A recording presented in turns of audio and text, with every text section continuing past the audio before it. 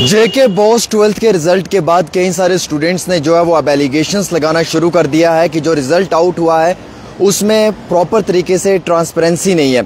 यानी कि जो बच्चे पहले पास थे उन्हें फेल कर दिया और जो बच्चे फेल थे उन्हें पास कर दिया। हालांकि इतना ही नहीं बल्कि कुछ बच्चों ने सुसाइड करने की कोशिश भी की है, जो हमारे पास रिपोर्ट्स आई हैं। और वैसे ही कुलगाम के अंदर जेके बॉस के रिज़ल्ट आने के बाद एक बच्ची को मिस्टीरियस कंडीशन में पाया गया। जब उसे नज़दीकी हॉस्पिटल मुंतकिल किया गया इलाज के लिए तो वहाँ पे मालूम चला कि वो दम तोड़ बैठी है। और वहाँ से कुछ ज़राए से दी हुई जानकारी के मुताबिक ये मालूम चला कि 12th के रिज़ल्ट के बाद ही ऐसा हुआ।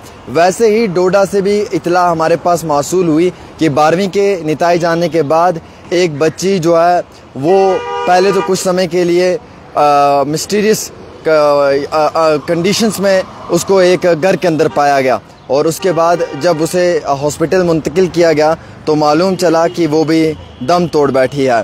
तो यानी कि हालात और वाक़ात को अगर आप मद्देनज़र रखेंगे तो 12वीं के निताइज के बाद कई सारे पेरेंट्स व स्टूडेंट्स लगातार ये इल्ज़ामात आयद कर रहे हैं कि जिस तरीके से रिज़ल्ट आउट हुआ है इस रिज़ल्ट में कहीं ना कहीं कमी पेशी ज़रूर है, जिसके कारण एक स्टूडेंट को जस्टिस नहीं मिल पा रहा है।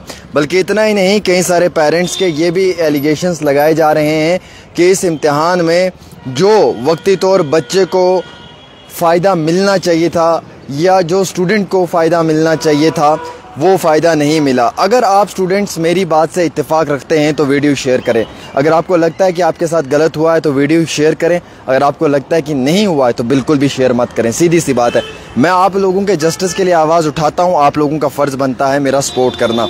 अगर आप लोग सपोर्ट नहीं करेंगे, वीडियो शेयर नहीं करेंगे तो फिर आलतू फालतू में क्यों मैं भी आप लोगों के लिए फ़ाइट करूँ, जो सीधी सी बात है।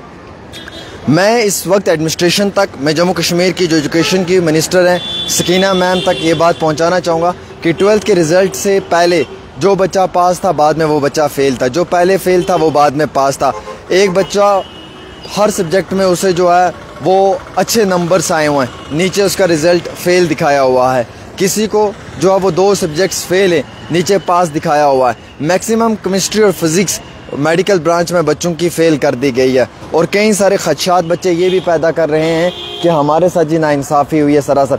कई सारे बच्चे कह रहे हैं जनाब फ़लाँ बच्चा तो स्कूल ही नहीं आता था, वो इतने दिन घर बैठा रहा है, उसने तो कभी स्कूल में इंटरनल क्लासेस ही नहीं दिए, कभी प्रैक्टिकल ही नहीं दिए, वो पास है और हम फेल हैं। कुछ कहते नहीं जनाब हमने टाइम पर पढ़ कर जो है वो इम्तिहानात दिए थे तभी हम पास हो गए। लेकिन सवाल यह है कि हमारे जो भाइयों ने हमारे साथ पेपर किए वो क्यों फ़ेल हो गए, क्योंकि उन्होंने भी हमारी तरह ही अच्छी तरीके से पढ़ा है। अब फेल पास की बात नहीं होती। देखिए फ़ेल होना ये सबको मालूम है कि हर बच्चा फ़ेल हो सकता है, कोई भी बच्चा फ़ेल हो सकता है, किसी भी क्लास में हो सकता है, उसमें कोई मसला नहीं है।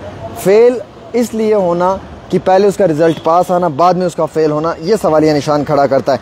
देख लीजिए मैं आपको एक क्लियर सी बात बताता हूँ। लेट्स सपोज जब रिज़ल्ट आउट हुआ तो रात के समय में पास दिखाया, दोपहर के 12 बजे जो है वो फ़ेल कर दिया। एक शीट में पास आ रहा है, दूसरी शीट में फ़ेल आ रहा है, एक शीट में फ़ेल आ रहा है, दूसरी शीट में पास आ रहा है। तो ये कन्फ्यूजन क्रिएट करता है ना। सुबह 10 बजे आप अपनी वेबसाइट पे पास दिखा रहे हैं, 12 बजे आप फेल कर रहे हैं और आप बोलते हैं it's technical glitch, it's technical error, it's technical fault. तो ये फॉल्ट की वजह से आपने एक बच्चे का मुस्तकबिल को तबाह बर्बाद कर दिया ना। तो रिस्पॉन्सिबल कौन है? क्या जेके बॉस है, क्या एडमिनिस्ट्रेशन है? कौन अपनी जिम्मेवारी लेती है कंधों पे? जो बच्चा सुबह 55% से पास हो रहा है, शाम को वही बच्चा जो है वो 33% भी उसको नहीं आ रहा है। तो हु इज़ रिस्पॉन्सिबल? इसके लिए ज़िम्मेवार कौन है? ये बड़े इंपॉर्टेंट पॉइंट्स हैं जिनके ऊपर बात होना इंतहाई बहुत ज़रूरी है। इसीलिए 12th का रिज़ल्ट आया है। हम चाहते हैं कि बच्चों को इंसाफ मिले, ट्रांसपेरेंसी हो और इसमें एक पूरी मुकम्मल तौर पे तहकीकात की जाए, इसमें पूरी इन्वेस्टिगेशन की जाए कि आखिरकार एक दिन पहले बच्चा पास दूसरे दिन फेल, ये कैसे हो सकता है। और अगर बच्चा जो है वो 55% 60% ले रहा है तो नीचे उसके रिज़ल्ट में फ़ेल कैसे लिखा हुआ है, ये पहुंचने वाली बात है। तो कई सारे बच्चों के साथ नाइंसाफ़ी हुई है। हम डिमांड करते हैं कि उन्हें इंसाफ मिलना चाहिए।